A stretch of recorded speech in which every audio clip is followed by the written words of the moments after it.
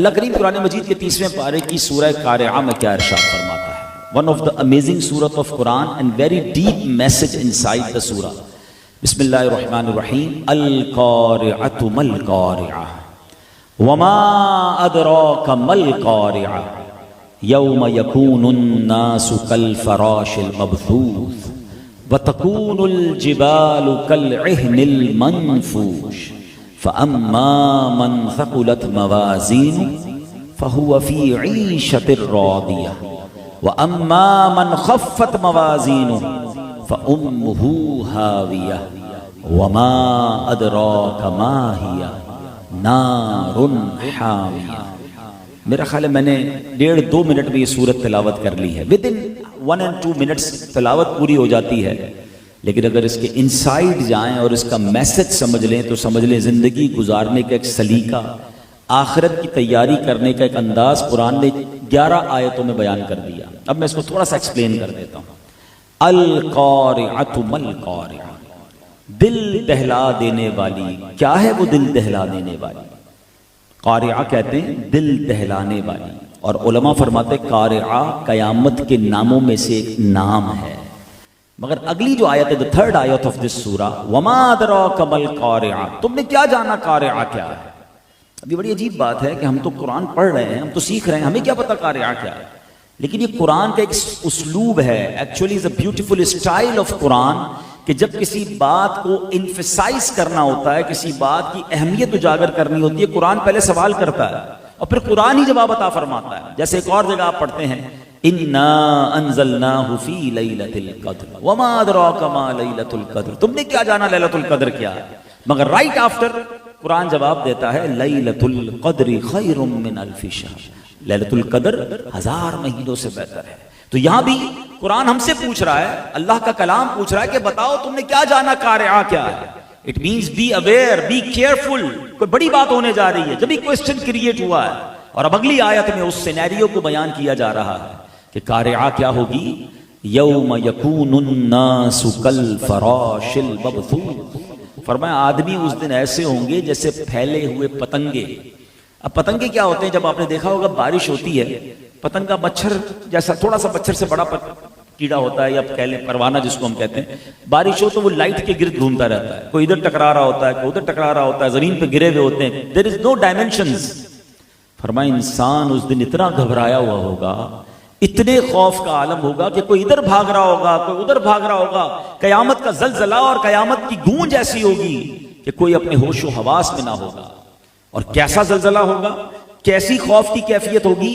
فرمایا وَتَكُونُ الْجِبَالُ كَالْعِهْنِ الْمَنْفُوشِ، فرمایا یہ پہاڑ ایسے ہوں گے جیسے دھنکی ہوئی اون. ابھی تو آپ نوجوان ہیں، آپ نے شاید نہیں دیکھا ہوگا، جو میری ایج کے انہوں نے دیکھا ہوگا، جو رضائی بنانے والے ہوتے تھے نا، پہلے روئی ڈال کر رضائی بنائی جاتی تھی، اب تو فیکٹریاں بنا دیتی ہیں. تو روئی اڑتی تھی، جب وہ ڈنڈا مارتے تھے تو روئی اڑتی تھی. فرمایا جیسے روئی کے گالے اڑتے ہیں نا، ایسے جو ہے وہ پہاڑ اڑ رہے ہوں گے. امیجن کیجئے اتنے بڑے بڑے پہاڑ، K2، ماؤنٹ ایورسٹ، پورا پورا ہمالیہ، ہزاروں فٹ بلند پہاڑ، فرمایا روئی کے گالے کی طرح اڑ رہے ہوں گے. امیجن کیجئے خوف کیسا ہوگا، یہ سما کیسا ہوگا. اچھا دنیا میں جب مجھ سے اور آپ، ہم اور آپ کسی ٹینشن میں ہوں، کوئی دل پر خوف طاری ہو، تو پھر ہم سے کچھ سوال جواب کریں، ہم کہتے ہیں ابھی بات نہ کرو بھائی، ابھی تو دماغ کام نہیں کر رہا، ذرا بعد میں ریلیکس ہو کے بات کریں گے. مگر اسی خوف کے عالم میں، اسی سینیریو میں قرآن کہتا ہے تمہارے اعمال تولے جائیں گے، اسکیل لگایا جائے گا. اور اب اعمال جب تولے جائیں گے تو نتیجہ کیا نکلے گا؟ فَأَمَّا مَنْ ثَقُلَتْ مَوَازِينُهُ فَهُوَ فِي عِيشَةٍ رَاضِيَةٍ، فرمایا جس کی نیکیوں کا پلڑا بھاری ہو گیا وہ چین میں، عیش میں، مزے میں ہوگا، جنت میں چلا جائے گا. فرمایا وَأَمَّا مَنْ خَفَّتْ مَوَازِينُهُ فَأُمُّهُ هَاوِيَةٌ وَمَا أَدْرَاكَ مَا هِيَ نَارٌ حَامِيَةٌ. اگین سوال کیا فرمایا کہ جس کی نیکیوں کا پلڑا ہلکا ہوا وہ ہاویہ میں جائے گا. پھر قرآن خود کہتا ہے وَمَا أَدْرَاكَ مَا هِيَ، تم نے کیا جانا وہ کیا ہے. Again question and then answer. نَارٌ حَامِيَةٌ، بھڑکتی ہوئی آگ، شعلے مارتی ہوئی آگ، جہنم میں ڈال دیا جائے گا. ذرا غور کیجئے، 11 آیتیں، 1.5 منٹ کی تلاوت، مگر اس میں کیا کچھ نہیں ہے. قیامت کا نقشہ بھی بیان ہو گیا، اور قیامت کے دن ہونا کیا ہے، یہ ہم سب کے لیے میسج ہے کہ میرے اور آپ کے اعمال تولے جائیں گے۔ اس پوری صورت کو پیارے آقا علیہ الصلوۃ والسلام کی ایک حدیث سے سمجھیے۔ نبی پاک علیہ الصلوۃ والسلام فرماتے ہیں، جس کا مضمون ہے قیامت کا دن ہوگا اور ایسے بھی لوگ ہوں گے جن کی ایک نیکی کم ہوگی، ایک نیکی یعنی بیلنس شیٹ میں ایک گنا زیادہ ہوگا۔ اب وہ مارے پھریں گے، بیٹا ماں کے پاس جائے گا، باپ کے پاس جائے گا، دوستوں کے پاس جائے گا، باپ بیٹے کے پاس جائے گا، بیٹا ایک نیکی دے دو، یہ ایسا کرو، میرا ایک گناہ ہی لے لو، مگر کوئی ہیلپ نہیں کرے گا۔ قیامت کے دن نہ کوئی ایک نیکی دے گا، نہ کوئی ایک گناہ اپنے سر لے گا۔ امیجن کریں اس دن اس بندے کو کتنی حسرت ہوگی کہ کاش 2 رکعت نفل زیادہ پڑھ لیتا۔ بلاتے تھے مجھے مسجد میں، جماعت سے نماز پڑھ لو، میں جماعت سے نہیں گھر میں پڑھتا تھا، موقع ملتا بھی تھا تو میں نماز کے بعد فرض کے بعد سنتیں نہیں پڑھتا تھا، نوافل چھوڑ کے چلے جاتا تھا۔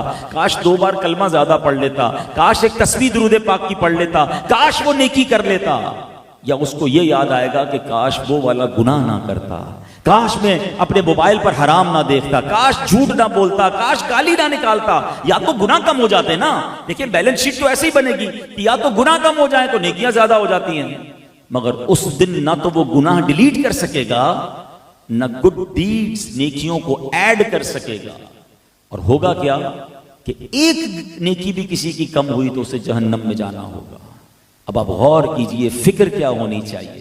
ایک سوال چھوڑ کے جا رہا ہوں اپنے آپ سے بھی اور آپ سے بھی، جواب مجھے مت دیجیے گا، اپنے آپ کو دیجیے گا کہ اگر آج میرا انتقال ہو جائے، ہو تو سکتا ہے نا، اگر آج میں دنیا سے چلا جاؤں تو میری نیکیاں زیادہ ہیں یا میرے گناہ زیادہ ہیں؟ اپنے آپ سے سوال کر لیں، اور اگر سچا جواب آئے نا دل سے کہ نہیں بھائی ابھی مرنا نہیں ہے، ابھی تو گناہ زیادہ ہیں، ابھی تو بڑی نمازیں قضا کر لی ہیں، ابھی تو حرام بھی کما رہے ہیں، ابھی تو غلط باتیں بھی ہو رہی ہیں، پہلے توبہ کرنی ہے، تو پھر انتظار کس بات کا ہے؟ آپ دنیا کی بیلنس شیٹ تو روز چیک کرتے ہیں، ہر مہینے چیک کرتے ہیں، اور کسی کی مائنس میں جائے تو اسے ٹینشن ہو جاتا ہے، لیکن اگر دنیا میں کسی کی بیلنس شیٹ مائنس ہو جائے نا تو اس کو جناب کوئی نہ کوئی ہیلپ آؤٹ کر کے کھڑا کر سکتا ہے۔ قیامت کے دن تو رشتہ دار بھی ساتھ نہیں دیں گے، مجھے خود ہی کچھ کرنا ہوگا نا۔ تو دنیا دارالعمل ہے، وہاں نہیں ہو سکے گا عمل، وہ دارالجزا ہے۔ Today is the time of action, tomorrow will be the time of accountability, وہاں ایکشن نہیں ہو سکے گا نا۔ تو یہاں ہم نے توبہ کرنی ہے، یہاں نیکیاں کرنی ہے کہ میری آخرت کی بیلنس شیٹ پازیٹیو رہے، نیگیٹو نہ ہو۔ اب کسی کے ذہن میں یہ سوال آ سکتا ہے کہ یار اتنی زندگی گزر گئی، گناہ تو بہت سارے ہیں، نیکیوں کو تو ہمیں پتہ بھی نہیں نا قبول ہوئی کہ نہیں، کیونکہ ہماری نیکیوں میں ملاوٹ بہت ساری ہو جاتی ہے، شیطان بہت ساری نیتیں شامل کر دیتا ہے، تو نیکیوں کا تو پتہ نہیں ہے، گناہ بہت سارے ہیں، تو ہوگا کیا؟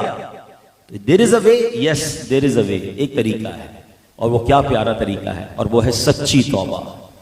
حدیث پاک میں آتا ہے التائب من الذنب کمن لا ذنب له، گناہوں سے توبہ کرنے والا ایسا ہے جیسا اس نے گناہ کیا ہی نہیں ہے، یعنی نل اینڈ وائڈ، زیرو ہو جاتا ہے انسان کے سارے گناہ۔ سچی توبہ، ایسا نہیں کہ بس وہ گالوں پر چپت مالے یا اللہ میری توبہ، اور پلان کل بھی وہی ہے جو پہلے کر رہے تھے، وہ سارے غلط کام کرنے کا ارادہ ابھی بھی وہی ہے، عید کے پروگرام ابھی سے بنا لیے ہوں گے لوگوں نے، اور پھر توبہ بھی کر رہے ہیں۔ یہ کیسی توبہ ہے؟ توبہ کے 3 ارکان یاد کر لیجئے، اگر آپ کو سچی توبہ کرنی ہے نا تو توبہ کے 3 ارکان ہیں۔ ایک تو یہ کہ بندہ اپنے گناہ پر شرمندہ، موجودہ کنڈیشن میں وہ گناہ چھوڑ دے اور آئندہ نہ کرنے کا پکا ارادہ ہو، پھر توبہ کرے، اللہ اپنے کرم سے اس کے گناہوں کو معاف فرما دے گا۔ گناہ کا ارادہ رکھتے ہوئے توبہ کرنا ایسا ہے کہ میں کسی سے کہوں بھائی یار میری غلطی معاف کر دینا، میں نے آپ کو پرابلم دی تھی مگر کل پھر بھی دوں گا، تو پھر معافی کل ہی مانگ لینا بھائی جب کل پھر ارادہ ہے تمہارا کرنے کا۔ تو یہ کیسی معافی ہے؟ معافی یہ ہے کہ یا اللہ اب نہیں کروں گا، اور پھر اللہ نہ کرے گناہ ہو جائے پھر توبہ کرے، تو سچی توبہ گناہوں کو معاف کر دیتی ہے۔ تو خدا کے واسطے سورہ قارعہ کا یہ پیغام لیجئے کہ قیامت کے دن جو میزان لگے گا نا، اس دن ہمیں شرمندہ نہیں ہونا ہے، ہم نے اپنی نیکیوں کے پلڑے کو بھاری کرنا ہے۔ تو نمازوں کی پابندی کیجئے، صدقہ و خیرات کیجئے، اچھا کام کیجئے، لوگوں کو تکلیف مت دیجئے، اچھی لائف گزاریے۔ تھوڑی سی لائف ہے، بیلنس شیٹ اپنی خود بناتے رہیے، جس طرح کاروبار میں بناتے ہیں نا کہ پلس میں جا رہا ہوں مائنس میں جا رہا ہوں، کیا نیکیوں کی اور گناہوں کی بیلنس شیٹ بناتے ہیں؟ اس پر غور کرتے رہیے۔ اللہ مجھے بھی اپنی زندگی ایسی گزارنے کی توفیق عطا فرمائے، آپ کو بھی۔